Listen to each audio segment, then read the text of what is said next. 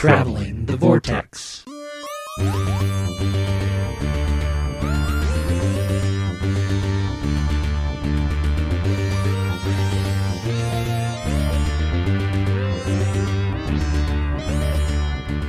We've joined the Doctor as she travels the vortex and arrive at episode 519.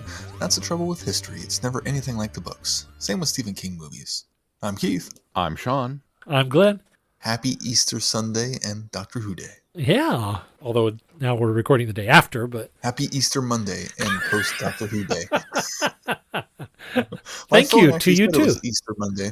Well, Easter Monday should be a thing. I like it. Well, because I believe, if I understand correctly, the Orthodox calendar today would technically be Easter. I believe the Eastern Orthodox Christian Church celebrates Easter on this day, and it's usually always the day after. And I think it has something to do because Easter follows the Jewish calendar and is always the end of the week of Passover, and the Eastern Orthodox, I'm going to get into stuff that I don't really understand, but somehow their calendar is slightly different than the calendar that we use, the Julian calendar we use. And then the royal family did this thing, and yeah. Anyway, so technically, it's somebody's Easter today. See, there you go. Happy Easter to whomever that is. Did you guys do anything this week? Anything worth mentioning, I suppose? Oh, no, that's worth mentioning, yeah. Yeah, we put an offer in, and after some countering back and forth, they accepted, so we should be closing May 16th. All right. Yay! Yeah. Well, this won't mean anything to anybody that doesn't live around here, but where is it located? 20th and Medford. Oh, okay. Not too far from where you guys are at now. No, just a little further south mostly. South and a little bit west, right? Yeah. A little nicer of a neighborhood. Nice corner lot that's almost a quarter of an acre. Oh, wow. Yeah, it's pretty big. You can get your riding mower? I don't think I need it. Oh, I don't know. okay. We'll see. The way it's structured with the fence and everything, I don't know. It'd be a lot of long strips, so it might not be too bad. Now taking bets on whether or not Keith gets a riding lawnmower. My mom's boyfriend had one that she was like, "You want this for your yard?" Her house doesn't really warrant it, so maybe I'll just get that one. There you go. Well, congratulations. I'm very excited. All right, that's awesome news. Yeah, we're pretty excited. I just got a finger crossed that everything goes according to plan from here on out. Yeah. Anything else? Did you watch anything this week? We found out before the podcast that we're not all caught up on Moon Knight, so I guess we can't talk too much about that. You guys can talk in vagaries about it. In vagaries? Vagaries. Well, it's really good. It's not me for a change. That's so true. And really, I don't know when I'm even going to get to it, so you guys can spoil it, and I probably won't remember. You wouldn't remember anyway, huh? No, it's really good. I thoroughly like, especially Oscar Isaac's performance. It's really, really well done. And it continues to be. I really enjoy the way it's shot. Yeah. It's beautifully shot. It's very cool. There's a lot of, because of his multiple personality, dealing with this other thing that's in him. Him talking in mirrors and just how they've got it set up. It's really, really cool. I also think they've done a really good job of, dissociative identity disorder. That's a real condition for some people. And I think that they're handling it really well without exploiting the idea of it. And I think it helps that I think I read that they've got a mental health specialist consulting on the stories for them. So it's pretty neat. And and I like that the mystery is continuing and we're getting just enough unlocking of what's going on and what's happening as we go. Because sometimes it feels like, okay, we should know more by now. We're halfway through this series and we don't know much. But with this one, I feel like we've gotten the right dose of everything all the way up until this point. Thoroughly enjoyable. Mason and I watched X-Men Last Stand because we are working our way through the X-Men films. He hasn't seen those. And so we wanted to try to get at least the ones with a certain actor out of the way before we saw Multiverse of Madness. and he actually he liked it. He liked it. I think he felt that. I think he still thinks the second one was better. But As he should. he surprisingly enjoyed this one as much or more than the first one. So It's kind of a train wreck, but I think it gets a worse rap than it deserves. yeah, I A lot of good stuff there. I wouldn't even consider it a train wreck. I just think it was. I think there was some misjudgment in certain choices, but overall, I think the story still pretty much stands pretty well. I mean, a lot of people are upset that they don't treat the Phoenix Saga the way they've never treated the Phoenix Saga the way the Phoenix Saga needs to be treated. But The biggest problem X3 has is honestly that it's following X2. yeah, it's hard to follow that one as up. an action flick. It's a fine little X-Men action movie. It's not a satisfying conclusion to where X2 left off. Yeah. Yeah. Well, we had a date night of sorts. We had planned to go out and catch Everything Everywhere All at Once, which I'm dying to actually see. As you know, I'm on Letterboxd, which is this wonderful social media site for movies, and they allow you to rank films. And since the inception of Letterboxd in their history, they've only had 3 films that have held the top ranking in regards of narrative film for how well they've been ranked among the denizens of the site. There has been The Godfather, Parasite, and now Everything Everywhere All at Once. It's getting that kind of reviews from the film snobs, and it's like, oh well, all right, I'm dying to see this thing then. And so we had our date night, and we made it, and about 20 minutes in, our phone started blowing up. I was like, oh. And so apparently Shy managed to trip over her own feet and tumble face first into a patio coffee table. Oof. And was being rushed to the ER for stitches. So we had to leave and obviously go, okay, yeah, we're on our way. Right. She's fine. So that's Did how have- those stitches. Did have So- to have stitches. We saw the picture in the Mel had posted that she got stitches and she did a really good job. So Yeah, if you saw on social media, she's got a nice little shiner going on and a little swelling and had stitches. And of course Jessie was beside herself because she was just like, oh my God, it happened on my watch. And it was like, hey, don't worry about it. It's if you were negligent, yeah, I'd be mad. But the bottom line is she trips, she falls, and Shy falls so frequently. The fact that she has made it to age 6 without getting stitches until now, I'm kind of amazed by that. So, but she was a trooper. She did pretty good. And of course, then we had tickets to go to Kearney, Missouri on Saturday to go to the Fun Farm, which is it's kind of like Gary's Berries here, where it's a working farm, but they during the fall they do pumpkins, and at various other times they have strawberries and an apple fest, and right now it's tulips.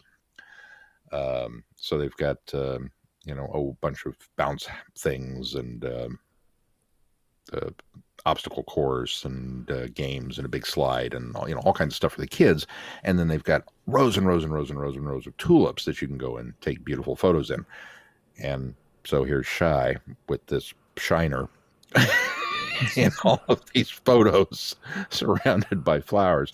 So of course we brought props. We've got giant sun hats and shades, and put this on your face.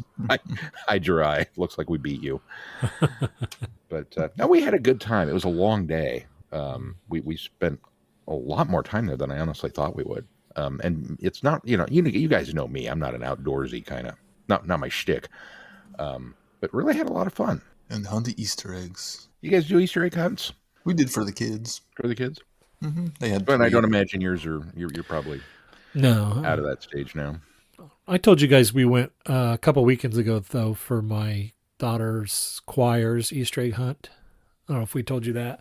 We did an Easter egg hunt, but it's 13 and older, and it was at night, and the eggs glow in the dark, and you Oh, that's cool. yeah Ooh. you pick them up and you if you whatever you find, you open it up and there's like prizes inside. And we unfortunately didn't find any because there were so many college age kids there that are watt faster than us. It was a fun it was a fun time, and it's a fundraiser for the schools. That's pretty much, or for her choir department. So that was kind of why we went down there. It was in Emporia, and so that's why we did it. But we did have fun, even though we didn't find any eggs. We had one. We had the kids, all 4 grandkids over Easter morning, and had planned to do one where we were going to go up on the hill here on the corner and hide them. But then, of course, it rained. So instead, we wound up, kind of hiding them around the living room. Yeah. And not the same. We were able to squeeze the kids in, the morning one in before the rain started, luckily. And then the evening one with my mom, the rain had long been past, so we were able to get it in between the rain. Nice. They all say, who is Doctor Who? Do you collect Doctor Who? Do you have Doctor Who items and you don't know you collect Doctor Who? For all things in the Doctor Who collecting world, tune in to the Doctor Who Collectors Podcast, a Direction Point Network podcast. I am Larry Van Roorsbergen, your host, and I have been collecting Doctor Who for 40 years. With popular features like collection protection and the most outrageous offer, we have a lot of fun. Available anywhere you get your podcasts. You're listening to Traveling the Vortex, a Direction Point Network podcast. Well, let's move on to our reviews.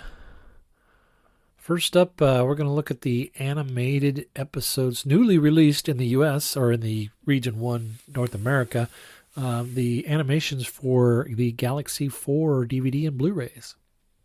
Of course, we aren't going to do. I was just saying, of course, we aren't going to do a synopsis because we've already reviewed the story on the show, and you can go back to that episode and listen to what we thought of the story. But let's talk a little bit about the animation. This is the same studio that did Fury from the Deep. Digitoons, I believe, is the parent company of that studio that did it. And I think this is probably, let me think back, this is probably my favorite animation. Unfortunately, the second to last one that we're going to get, but this was I think this was even better than their Fury from the Deep animation. I liked the really bright colors of this one. Which it actually lends to it. The story. Yeah, Fury from the Deep needed to be dark and have those more muted dark colors. This one works because it's on this foreign planet, and actually it almost feels like and I've always kind of felt that this episode seemed like this, but now even more so with this animation, it feels like an original series Star Trek episode. Just kind of on the look and feel, not necessarily the story itself, but just kind of the look and the feel and the concept of it. And this made that even more so because it's so bright and colorful. Yeah, the production of it also almost has that. It feels like one of the Daleks movies, kind of that 60s style and sensibilities to it, and the animation really plays into that really well.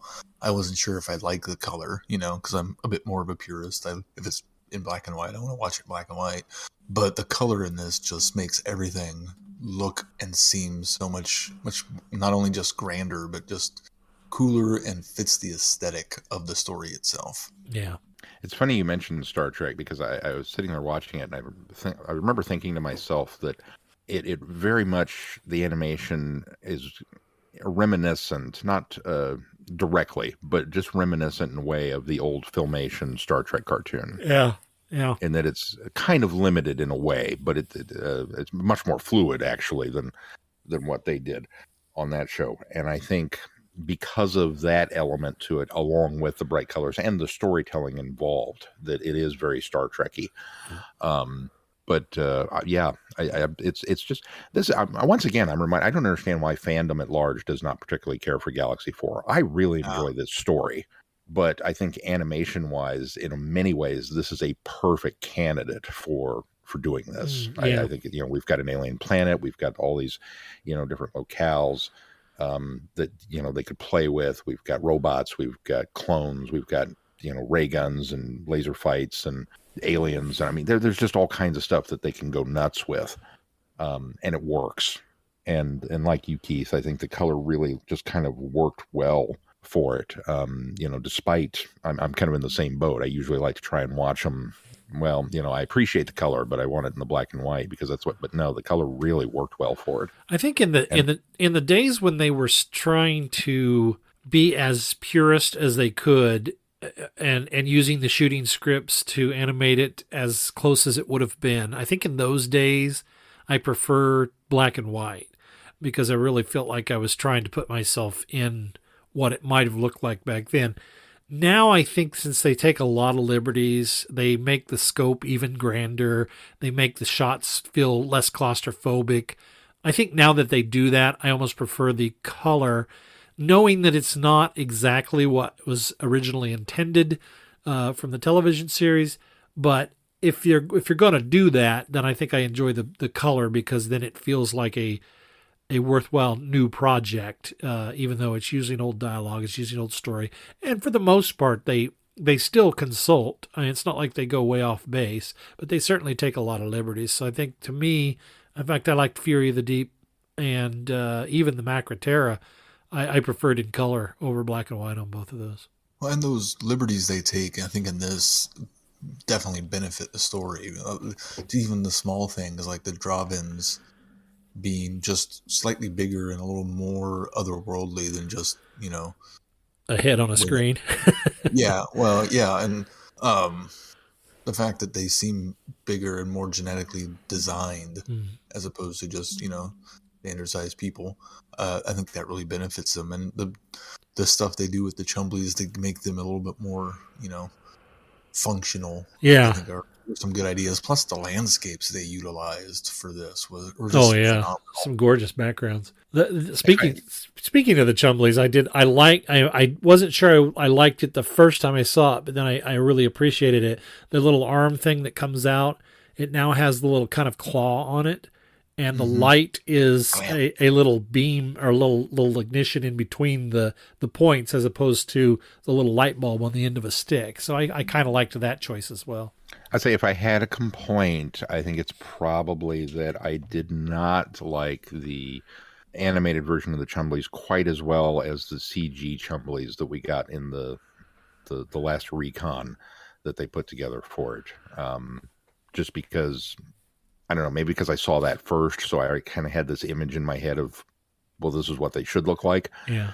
And then animating them this way, the big casters on the bottom, and really kind of, yes, this is what they had. It's like, you could have made them look a little more robotish versus a little less Doctor Who-y, but it's like, What okay, was that in the official reconstruction that was truncated, or was that in the loose canon that they did the 3D animated ones? I think that was in the loose canon. Okay, that's what was it the loose canon? That's what I wondered, because they did do a abbreviated version when they released the one episode that they found, which I think is episode 3 is the one that they recovered. Yeah, it's Airlock is the one. Yeah, so. and it's on Time Meddler, I think. What was it? It was released with something else. Aztecs, yes, you're right. And I remember them having a new construction, but they didn't fully reconstruct the entire thing. They just kind of cut it down and did a shortened version of it. But yeah, I couldn't remember if it was the loose cannon one we saw that we liked the 3D animation. I'm with you, Sean. I think the 3D animation on those were really cool, but I did appreciate what they did here. For me, I think that my only negative about it is the fact that it doesn't do anything for Hartnell's Doctor's reputation of being a grumpy old man, because even when he's a little more upbeat and lighthearted in this, he still has a really scowl on his face the whole time. And I really kind of felt like there could have been a little more brightening of his face when he was not in the serious or dour moods. But unfortunately, it remains the same throughout the whole thing. So even when he's a little more upbeat and sounding happier, he still comes across as grumpy just by the look. So that was my only complaint about it. I didn't notice that, but now that you say it, but maybe it's just because I always kind of think of Hartnell as grumpy first. So I thought they had pretty good facial animations for him. It seems like they focused a little more on doing facial animations than they have in the past. See, I think I noticed it a lot on Steven and Vicky. They really, really had great facial animations. The doctors just seemed a little more it was there, don't get me wrong, but he still had sort of that kind of scowl on his face the whole time. Now, I don't remember, maybe it's because it was the recon. It ends the same, right? We get kind of an extended of Magra down on the planet being left behind, and yeah, it does end there, right? Yeah. Oh yeah. Okay. For some reason, seeing it in living color, as it were, was just devastating this time out. I mean, it was really impactful. And I kept flashing back to her conversation that she's having where she's talking to the drones, although it's really more just kind of her talking to herself about, we'll take off and we'll leave them there and they'll be there in the death throes of the planet. And I mean, she's foreshadowing and doing this whole thing about how grandiose it would be to die as the planet crumbled around you. And then to see it happen was just like, whoa. I mean, that's a heavy thing for a quote-unquote kids show. Visually, I thought it was played up more. I mean, it Maybe looked. That's the difference. Yeah, it looked more visual in this, and because rightfully so, because it can. But all of the dialogue and everything's the same. It didn't feel like they pulled out any more on it. But yeah, it's certainly a lot more impactful in the animation. I think just because you see it happening. I mean, obviously, there's lava and there's a lot more going on that they could do with it. But yeah, again, maybe it was because we watched the recon and it was just still images or something. I don't remember for sure, but it was really like, wow. It made me like the story even more. Another really cool thing was whenever she's recalling how they got stranded there, Maga when she's talking about how they both ended up on the planet, and while she's recounting the story, we get actually a visual flashback of that space battle. That was neat. Yeah, there was a lot to like in this one, and I agree. I still, I don't know. There's a soft spot for the invasion. There will always be a soft spot for the invasion. I still think probably Moonbase might still be my favorite animation wise, but this is certainly up there. Yeah, I really liked what they did with it. Definitely a top of the list. This episode of Traveling the Vortex is sponsored by Audible. They have audiobooks, they have novelizations, and they have Big Finish. So you can go and try it for free. Here's how. Simply go to audibletrial.com/travelingthevortex. Again, that's audibletrial.com/travelingthevortex. Sign up for a free 1-month trial and dip your toe in Big Finish, and then you will be like us and know what all the hype is about. Again, that's audibletrial.com/travelingthevortex. Sign up today. All right, well, let's move on to the next part of our reviews, the big one we've been waiting for a long time. Legend of the Sea Devils. Sea Devil. In a swashbuckling adventure, the Dr. Yaz and Dan come face to fin with one of the Doctor's oldest adversaries. It's coming straight for us. The Sea Devils. That's impossible. Madam Ching! Pirate Queen! Where's the crew? That'll be us. We don't stand a chance. Yes, did you just stand up like this? You're like a kid sometimes. Thanks. Say hello to my crew. The world has been disrupted. Because of you. Because of what you unleashed. You want to create chaos. It is our time. Man the cannons. The ship is going down. Down!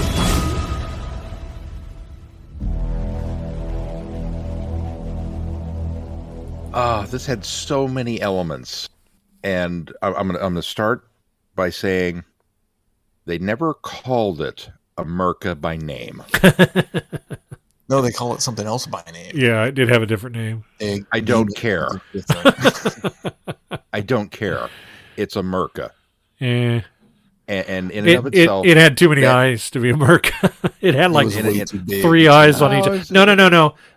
Full-grown size. merca. Yeah, size is not. You can't call it size because we learned from what was it, Blood Tide, that mercas full grown are like huge. Yeah, the one on the ship in Warriors of the Deep is a baby. Yeah, so this is a full-grown merca. It's not, but you can't convince me otherwise. This is what we should have gotten in Warriors of the Deep. It would have never fit in the hallway, and she wouldn't have been able to karate kick it. But that's okay. This is what they would look like, full-grown, and they just didn't call it by name, and I'm okay with that. And that alone should warrant 5 stars for this thing. But I had some issues with some of the other things that went on. So somebody else start and let me know what your thoughts are, and I'll percolate here just a little bit longer. I will say that it was a good story. Let me backtrack a little bit. It's a fun story. Yes. There's a lot of action in this. There's a lot of when you think of a Doctor Who special, the element of fun, whimsical, and lighthearted sometimes, and high stakes at others. It's in here. It's there, and it's right. The issues that I have with this is the characters aren't fleshed out well enough. It feels very rushed from the beginning to the end. And sometimes you're very much lost on where you are, what's happening. And I think it needed about it should have been an hour, maybe even a little longer, to flesh out some of these details. It seems like a lot of the dialogue gets lost in the really quick cuts to get to the next thing. And so I think it struggles from that. Another good thing is the design of the Sea Devil still looks amazing. Although I got very excited about what the potential it could have had with CGI in the trailer, but actually when you watch this, it goes more the route. Now the eyes are probably animated, but it goes more the route of Jim Henson's Creature Shop. It felt a little bit more to me in watching it. And I'm fine with that because I think it had that happy medium of utilizing the classic Sea Devil's look, but also still kind of bringing it into the modern world, into the modern series. And so I was fine with that. I was bothered initially by the lack of articulation of the mouth.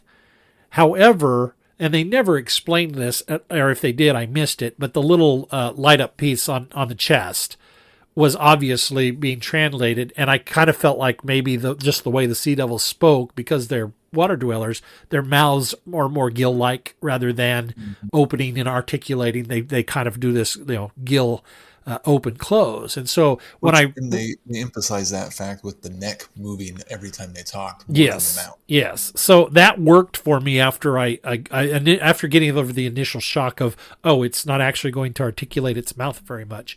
After that, I was satisfied with the fact that it wasn't articulating.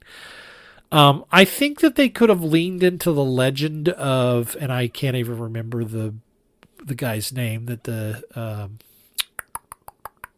Ji-hun. That's him, Ji-hun, which was Arthur Lee, by the way. I really felt like they should have leaned into that a little more, and maybe again, if they had more time and didn't feel like they were a rush to get it by, I think we could have had a lot more sympathy for that character. I think we could have had a lot more. It could have been a heavier deal when he's casting his crewmates over the side and making the quote unquote deal with the main Sea Devil guy. But I really kind of felt like that kind of got lost in all the chaos of what was happening. So I wish there was more to that. I appreciated the relationship that Madam Ching and Yinky. Was that the other kid? Was that the kid? Yeah. Who they were? I appreciated where they went from with that, but it seemed to go too quick from "you killed my father," or at the very least, "you were responsible for the death of my father," to "oh, you're going to be my mom in the ship." I mean, that just didn't feel like it was bridged well enough, and so I think that if they'd had about 10, 15, 20 more minutes to kind of flesh some of that out, I don't think it would have felt so rushed and claustrophobic. But I give it pretty good marks. I had a good time watching it. I think it's an enjoyable story. You really have to you have to struggle to kind of pull some of the elements of the story out of there because it's so fast paced. But overall, I liked it. It was a good story. Yeah, I agree with a lot of what you said, Glenn. It's very much a popcorn special where you're just supposed to kind of sit back and enjoy the fun action adventure. I mean, the tagline for the episode is "swashbuckle your seatbelt." So I didn't go in expecting anything heavy or deep coming out of it. So I wasn't disappointed that much at all with really kind of the story that they laid forward, because it's a pretty good use for sea devils and characters that we haven't really spent time in, a situation we've never really spent time in. Pirate ships have not been a very big thing on Doctor Who before, so the fact that we're also having Asian pirate ships is really, I thought, really nice, and nice diversity inclusion from the history. And the Sea Devil designs, I like the updates. I think they all works very well. I think the overall plot of the Sea Devils and what their mission is makes sense and is lined up with kind of what we know of Sea Devils and their usual MO. I do agree that there are some character things that are glossed over a little too quickly just because they're rushing to try to get everything in. Yeah, from the get-go, I have nothing but praise for the behind-the-scenes and production teams on this episode. The pirate ship was phenomenal. It's not only one of the largest sets, apparently, that they have built for the show, but it's one of the most detailed I think we've seen. I just wish we'd have been able to actually see it a little bit, because it's done in such quick shots. But the big fight at the end was done in a lot of quick shots, which I kind of wish it wasn't. Yeah, well, and that for me is where a lot of this episode falls down, is in the editing.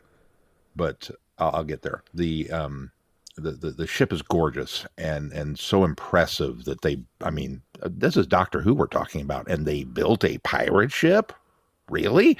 Yes, really. And it's amazing. The Sea Devil design, which I saw that it's actually, you're right, Glenn, it's not a prosthetic, but it's a head that goes on over the actor. And then I don't know how much of it is animatronic versus CG augmentation to it, but it's a a headpiece. It looks phenomenal. It's a well done update to the original Sea Devil design, and kind of like they did with the Zygons. It's brought it forward into the modern times and just made it work.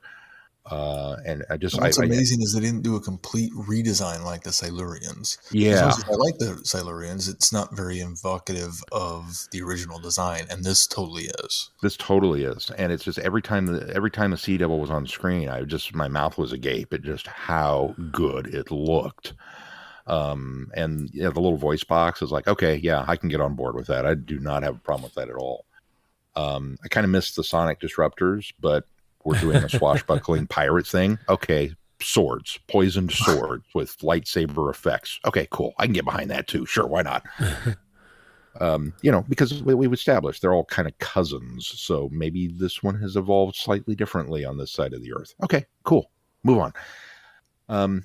The storytelling was great. As you pointed out, Keith, I love the fact that we're doing something different and we're getting a new era. And this apparently, the Pirate Queen is a genuine character from history. She apparently, at one point in time, had amassed one of the largest, if not the largest, pirate fleet that sailed the earth. Yeah. And that's amazing to me. And it's like, yes, but it's one of those that you had to go and look this information up because it really wasn't covered in the episode, because it's just name dropping. And if you know who she is, great. Fortunately, Dan knew a little bit about what was going on with Jihan, but yeah, we don't have time to talk about that because we're in a rush to get through the adventure. And that, again, is where things start to fall apart, is with so much of Jodie's run. We're going to deliver this big spectacle at such a breathless, breakneck pace that we're not going to give it a chance to breathe. And here it is. And just, I agree with you, Glenn. It needed like 10 more minutes to develop who these characters were and make me care about them and what the interactions were that are going on. The relationship between her and the kid, one more conversation between the two of them on the adventure, where she says something and he responds, and you can see him soften about the father thing. Okay, that would have helped that transition there. I don't know. There was just, even the fight even the attack at the village is done in such quick cut edits. I mean, it gets the point across, yes, and we don't necessarily need a whole lot there, but it was just slash person down, slash, and it's just boom, boom, boom, boom, boom. And it's very economical and it moves it along, but it happens at such a breakneck speed to kind of set things up. I don't mind that because it's an action scene, but then we never really get off that pace for the rest of the episode. Yeah. And it just, some of these things needed to slow down a little bit. Well, the thing is, it doesn't slow down to let you catch up or catch your breath until the end, when it's unnecessary. I will probably talk about that in a little bit, and I appreciate that they did what they did, but I wanted more of that kind of down moments to kind of, okay, let's bring the action down, let's develop some character, then let's bring the action back up. I think there's a pacing that you can do with that and make it work. But I think that's one of the things that has me excited for Russell T. Davies to take back over, is I think he's the only one that got the kind of spectacle, whimsical stories right. Visually, his are edited and paced really well. I think he wasn't as strong of a storyteller as, say, Stephen Moffat, but Moffat was more cerebral, and his high adventure, exciting stuff didn't feel as well or as well polished as Davis. And I think Chibnall struggles from that as well. I think Chibnall struggles from a few things. I just don't think this is his ballpark. I think he has written some good things in the past, but it's just overall, I just don't know that he knows how to.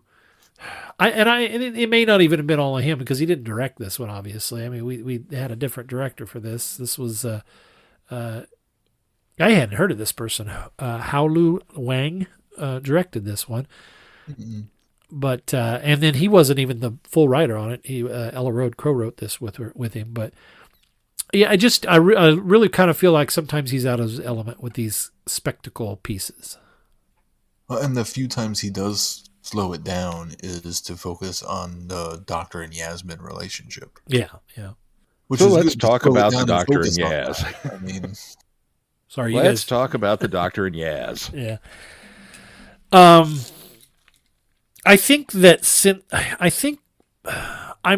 I'm of two minds of this, because I was all right with them addressing it in the last story, but I think that maybe catering to the shippers, and I don't have a problem with people shipping Yaz the Doctor. I have nothing wrong with that. And if they see that relationship in the show, then that's great. But I think, and I even kind of applauded the fact that we were addressing it in Eve of the Daleks. Is that what that one was? The last special? Yeah. And then they addressed it in that. But now that we've taken it to a point, and we're running out of time, I kind of feel like maybe if Chibnall was going to do this should have been done more organically earlier in the series, rather than here the reaction from the shippers and then say, okay, let's see if we can sculpt this into the story. And so I think, unfortunately, waiting so long to sculpt it into the story, it doesn't work, because now we have this wonderful moment between the Doctor and Yaz, but it feels like we're just now exploring this relationship in a different way, but I've got to cut you off because I can't, you know, and all of her reasons for doing so are right, because she's learned in past lives of the consequences that can have. But it just feels like we've got this quick turnaround because we're about to bid Jodie farewell. And so we've got to close this chapter when we didn't really even open it correctly to begin with. We just kind of shoved it in the middle. So I don't have a problem with him having a relationship. I hope nobody thinks that I have a problem with that, or having something between them, or you know, even a love between each other. I just think that it's almost too little too late to go there. It feels, the whole storyline, it feels like an afterthought. Yeah, there you go. As opposed to a main storyline. And it should be treated better than that. Yeah. It deserves more attention to it and more development to it than what they're getting. That, I think, is the biggest issue, is if we're being reactionary, and this is, in fact, something that, you know, was spawned out of a reaction to the shippers, then in a way, this is maybe the best handling of it. Because, okay, we've brought it up. We've shown that it's a thing. Yes, we've shown that it's not just one-sided, which we've kind of had before. Yeah. The Doctor shares the interest, but the Doctor has also said, I can't get attached because of this, and it hurts too much, and can't we just enjoy the moment? And then you get the bit at the end about, I wish this could go on forever. So that she does have that longing for a relationship of some sort. So in a way, yes, that's a nice way to handle it. Agreed. That we're giving you what you want, but we're also not letting you have it for very, very valid character reasons within the construct of the Doctor as a character. I 100% agree that it's too little too late, and that if we're going to take this step and actually have the Doctor reciprocate feelings of a companion, specifically in a same-sex situation, that this should have been thought about and set up and planned and nurtured from day one. Yeah. Because you're really short-shifting it, and it's not fair. It's extremely frustrating from that regard, that, you know, it's something that is new and is unheralded within the 50 some odd years, 60 years now almost of Doctor Who history, to actually, okay, let's go there and see what happens. And if you're going to do it, I mean, you know, this is the guy who has broken so much of Doctor Who. And I use that term loosely, but, you know, realistically, if you're going to rewrite all of the rules, well, why not this one too? But do it. Don't half-ass it. You know what I mean? And it just feels like it's a little, you didn't really want to commit to it. Like that was a bridge too far. Yeah. It was like, So it's very frustrating. Okay. I thought the moments that we did get were beautifully played. So both Jodie and why can I never think of her name? Mandip. I thought played off each other very, very well. And at least on Mandip's case, the longing and the heartbreak was palpable. I mean, it was there. It was very raw, and emotionful there. But it just it also came at. We going back to the pacing, when we did slow down to have that moment, it was an odd transition. That it felt like, okay, here we go. We have to talk about this. This is the elephant in the room, and we're going to address it. But it didn't feel like maybe it was a natural place to have that conversation, because there was still a ticking clock going on. You know what I mean? Mm-hmm. And in some regards, yes, you want that because that gives you the opportunity to get out of that conversation. But it I don't know. It just you want a nice ebb and flow. You want to be able to speed up and have the action scene, and then slow down and have a character beat, and then speed up and have an action scene and slow down and have a character beat. And that's something that RTD does very, very, very well, I think, in his action extravaganzas. And this just didn't quite nail it. It felt like it was kind of shoehorned in there. And then we get the extended scene at the end, which, after everything that had come before, I don't want to say a downer, but it was kind of it definitely was a downbeat for the episode to end on. Mm-hmm. And maybe that's appropriate for the penultimate to, go into a big finale, to kind of give you a breather in that regard. But I don't know. It was just frustrating. And it was that really kind of sums up the whole episode, because there were so many things I wanted to like, so many things that were cool, so many things that were like, oh yeah, they just didn't gel together as a cohesive episode for me. Going back to Mandip's performance, she did such a good job throughout all of this episode, and her facial expressions, not just there and the heartbreak that she had in her face, but just she would convey whole sentences with just a look on her face at points. And even just in background acting, the facial expression she would give would tell such a whole story all of its own. It was so fantastic. Like the moment where somebody says something about the doctor, and she's like, she has that look of not really, she doesn't know what she's doing. But it's such a subtle thing that if you're not paying attention to her, you don't notice it. Right. Mm-hmm. And props to Dan as well for essentially being the kid of the episode, because he got dressed as a pirate, and then he got to go be a pirate. And apparently he's a very excellent swimmer. Apparently. Because that ship was way out there. Yeah. I was also happy that we got at least the beginnings of a little bit of resolution and a potential happy ending for Dan. Yeah. Yeah. Yep. That was nice. I hope I am not being set up. Well, because we have been taken right up to that resolution before, only to have it yanked away. So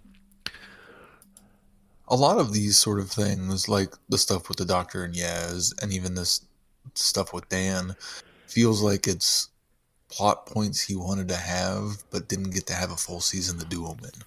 Yeah, I can see that. He originally had wanted to do a whole nother season with Jodie, and then the pandemic and everything else that happened, and they decided to move on, and so he's trying to cram these beats into 3 specials or 2 specials instead of spreading them out over a season. Yeah, I can see that. Well, that's entirely possible. I don't think it's cramming him just into these specials. I think that he probably tried to achieve some of that in Flux, but well, yeah, like the stuff with Dan and Di, obviously. Right. Yeah. There wasn't as much of the Yaz stuff that I noticed in Flux, but I'd have to go back and rewatch it now that they've acknowledged it. Well, can we talk about the next time on Doctor Who yet? Because I'm so excited! That's one thing Chibnall knows how to do really well, is craft a teaser. Tease, yeah. Man. So as excited as I was for Legend of the Sea Devils, before I saw Legend of the Sea Devil, multiply that by like a gajillion, and that's how excited I am for the next one. It is. Holy shnikes. It does say something for me, though, that I watched it and I saw Ace and I went, yay, Ace is back. And then it occurred to me, wait a minute, that other person looked familiar too. And I had to back it up to figure out who it was, and then realized, oh, that's Janet Fielding. Her hair is so much different. It threw me off. And so raised his hand shamefully and admits, me too. And then just as soon as I heard her voice, I was like, whoa. Yeah. So, well, I think that's what made me think, oh, that other person's familiar too. I think it might've been the voice. And then I went, oh, wait a minute. Yeah, I think it was right to the point where she said, I've had to deal with 4 decades of something. And then Ace said, I haven't heard from the Doctor in 4 decades. Oh, decades. that's it. And she says that it's been 3 decades for me. So. Well, and what throws you is she says, Ace, I haven't seen the Doctor in 4 decades. And so you're just thrown by, whoa, Ace. Then you're paying attention so much on the screen because Right. you're so caught off guard by the fact that she's talking to Ace. And I think that's probably why I didn't recognize her right away. Well, and that's coming on the heels of Flash, Dalek, Flash, Cyberman, Flash, Master. Oh, and companions. Oh, okay. Stuffed to the gills it will be. Yeah. Well, let's hope that they give them the time to let this one breathe. I am suitably excited. They've given previous regeneration stories a little more extra space. That's true, and maybe that was a sacrifice. Maybe they had to give up some time of this one in order to be able to lend that time to the next story. I don't know. I'm really kind of hopeful that maybe this is like, I know it's not, but in my head, that like maybe there's a special edition, like when it comes out on physical media, there will be an extended cut, and we'll find out that for commercial reasons, there was like 15 minutes that got cut out of the episode, and we'll all go, "Oh, this is what it was supposed to be like." Okay, I doubt it. I don't know. I know, but I'm hopeful. Hello, fellow time travelers, and welcome to the Doctor Who Target Book Club podcast, the only podcast to discuss, in story order, all the Doctor Who novelizations. My name is Tony Whitt, and every 2 weeks or so, I'm joined by a 2 to 3 person discussion panel, including our so-called expert who's been a Who fan since 1979. That would be me. We also get the views of intermediate, casual, and novice fans who either have never seen the show or who have never read these books until these podcasts, including Dalton Hughes and Alison Fitz-Seyfried. You can find us on iTunes, Stitcher, Spotify, or wherever you find good podcasts, or even ones like ours. You're listening to Traveling the Vortex, a Direction Point podcast. All right, Sean, what do we got coming up on the schedule? Well, coming up on the schedule, enough of this new episode nonsense. We're going back to the Time War. And we return with The War Master, Hearts of Darkness, all 4 stories in that box set, which is The War Master 5, for those of you keeping track at home. Followed by The War Master Anti-Genesis, which is The War Master 4. So in a little bit of wibbly-wobbly, timey-wimey Vortex boys at work, our standard MO, let's not do anything. Yeah, can't do it simply. And then we're changing things up a little bit because instead of doing one box set, we're going to cobble several of them together. After that, it goes to the War Master story, box set 1, story 1, Only the Good Beneath the Viscoid. And then Gallifrey Time War, The Devil You Know, which is from Time War set 1, but it's story 3, followed by story 4, So Desperate Measures. we'll be picking back up with where we left off. Right, because we have listened to the first 2 in that set. Right. That's coming up next. We are still in the middle of Act 1 of the Time War, which we intend to carry through the rest of this year. So we hope you like the Time War, because we're discussing it a lot. Well, we'll obviously take a break at the next special, too. As time goes on. All right, well, be sure to catch up and check out our website, travelingthevortex.com, for updates. If you get any value out of this podcast, please consider putting some value back into it. You can do that by clicking on the Patreon link on our page. Also, consider giving us a 5-star review wherever you subscribe to this podcast, and make sure you join in the conversation on our listeners forum on Facebook. Anything else we need to do before we close this show? If not, until next time, I'm Glenn. I'm Sean. No, I'm Keith. Cheers. Good night, everybody. Be seeing ya. Thanks for listening. You have been listening to Traveling the Vortex. Doctor Who and all of its associated programs are owned and trademarked by the BBC. No infringement is intended or implied. Direction Point! Direction Point! A Doctor Who podcast network.